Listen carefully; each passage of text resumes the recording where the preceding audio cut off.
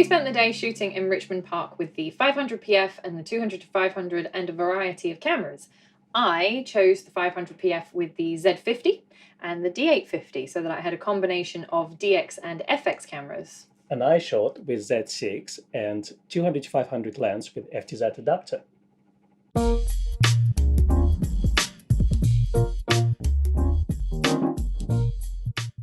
So Bex, tell me, what do you think about the stuff that you had?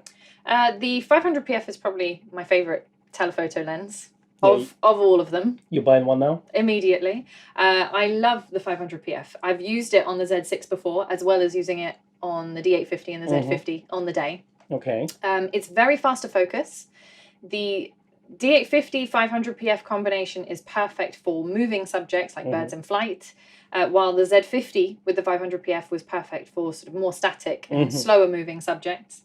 The biggest problem that I had with it was the fact that framing is quite difficult handheld with a lens that's that long.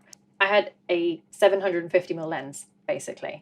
And that handheld is very, very tricky when you're not exactly sure where your subject's going to be. So when I was shooting birds, for example, in a tree or on a tree line, it would take me a little while to find out where the subject was while I was looking through the viewfinder. Whereas with the D850, 500 was slightly more manageable. From that respect. So coming to Z50 setup, how many craters of the moon did you shoot with that setup?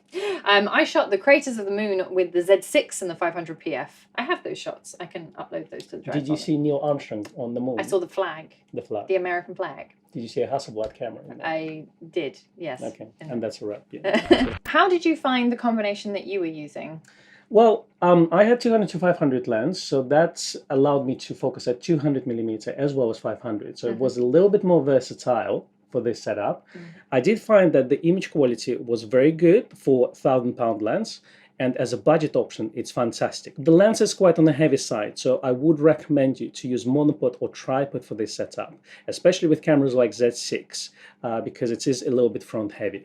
For moving subjects, however, I would prefer personally to go either for Mark II version of Z6, just because of improvements of autofocus, or to use my trustworthy D850, where AF system for tracking is a lot better. Yeah, and also the balance of the body and the lens is probably slightly better as well. And again, mentioning Z6 Mark II, I would just add battery pack for extra balance.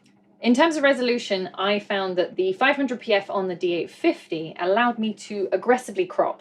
So I cropped down sometimes 50% of the image, and I still got that lovely subject isolation, but I also retained all of the sharpness that I kind of came to expect from a lens like that. Oh, absolutely. I agree with you. I've looked at your files and comparing to my 200-500 lens at 500mm. The sharpness wasn't there compared to 500pf. Yeah. So definitely I can probably crop less because of that. Unfortunately, in this case, you get what you pay for. And 500mm PF is far more superior than 200-500 f5.6. Yes, however, if you are trying to find a telephoto lens within a certain budget, the 200-500, albeit bigger and heavier, has the range, it's under £1,200, and on top of that, it complements lenses like the 70-200 quite well, because then you don't need another lens to bridge that gap. I will say that when I was handed this on the D850 for all of about 10 minutes, I suffered.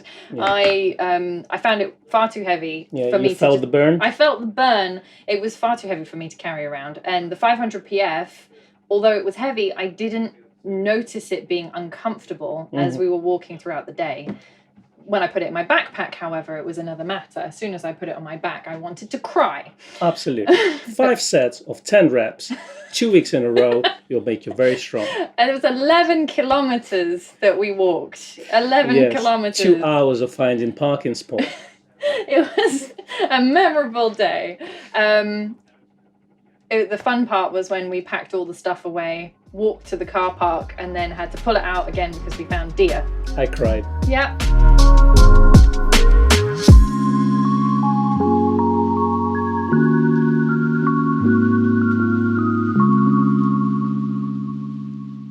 So, in conclusion, I would say that the 200-500 works really nicely on cameras like the D500 and the D850 if you want a well-balanced lens and you also don't want multiple lenses to fill that focal length gap.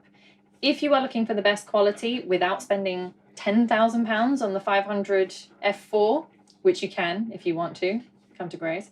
If you don't want to spend £10,000 on a 500mm lens, then actually the 500 PF is smaller, lighter, and optically, I would say, not as good as the £10,000 lens, but it's certainly better than the 200 to 500 and will not disappoint.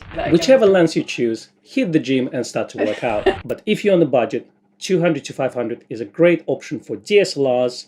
However, if you do use mirrorless cameras like Z6 and Z7, have a look at 80 to 400 VR as an alternative option because it is a lot easier to handle with this type of camera.